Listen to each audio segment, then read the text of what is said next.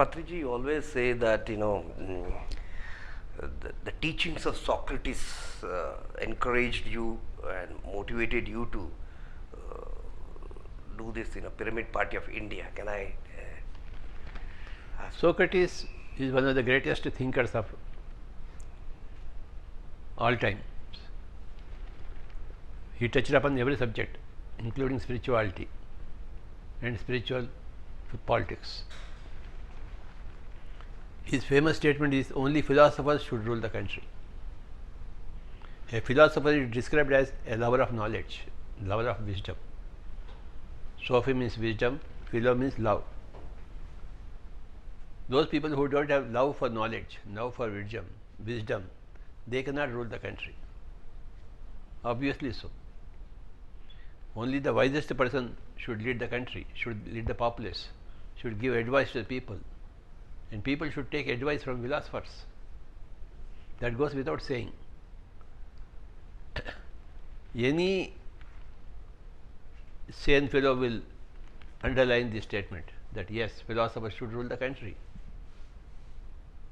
Who else will? Not the person who has got a lot of might. Okay, that is a jungle law, where the lion rules the jungle.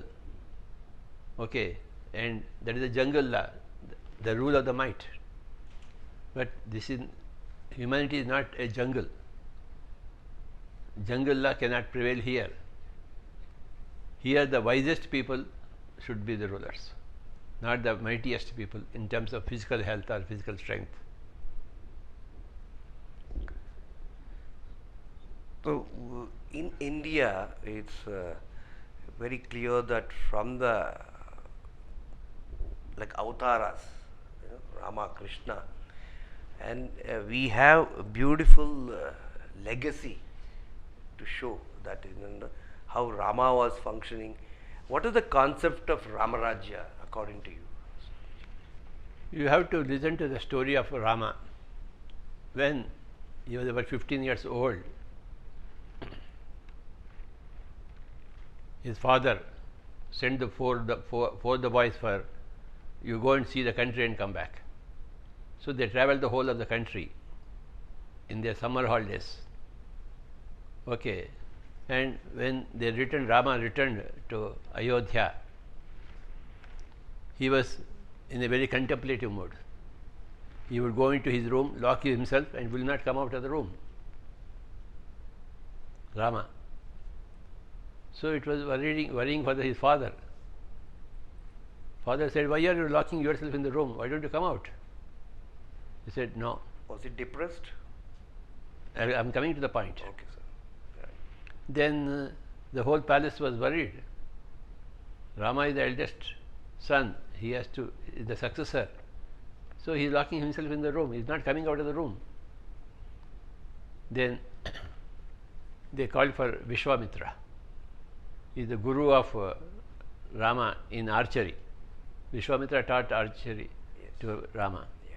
So the guru tapped the door. Hey, this is Vishwamitra here.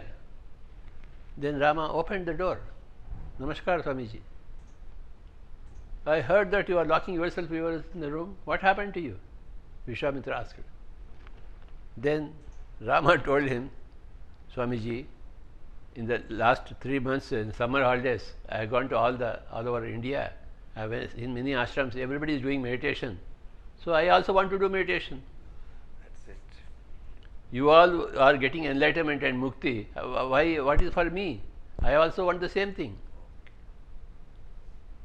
So I want also to do meditation. Follow you all people, rishis. I also want to become a rishi.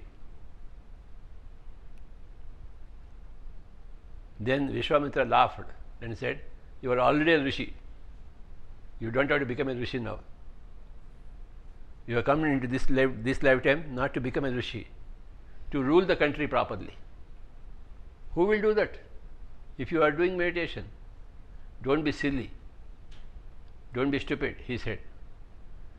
Now Rama said, don't try to convince me. I know that you are trying to fool me. I will do meditation like you people. Then Vishwamitra said, I don't have much time to discuss with you.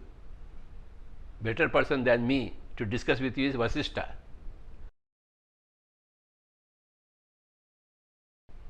I don't have time, I have to go now.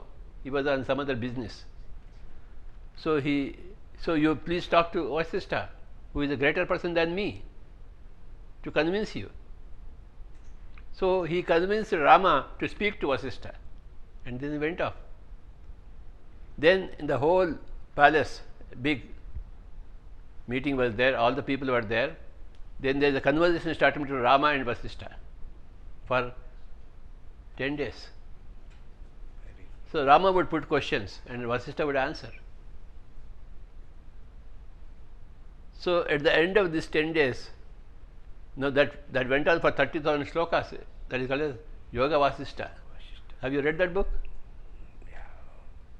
In Kannada I have read it, yes. You have read it? Yeah. Then you know the story. Yeah.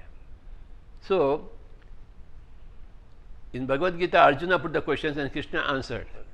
But in Yoga Vasishtha, Rama put the questions and Vasishtha answered. So at the end of those discussions, Rama was happy. He changed his plans from meditation to Rajya, ruling, governance. Beautiful. So, enlightened persons, to get enlightenment you must do meditation, but enlightened persons should come back to the society and rule the population. Yes.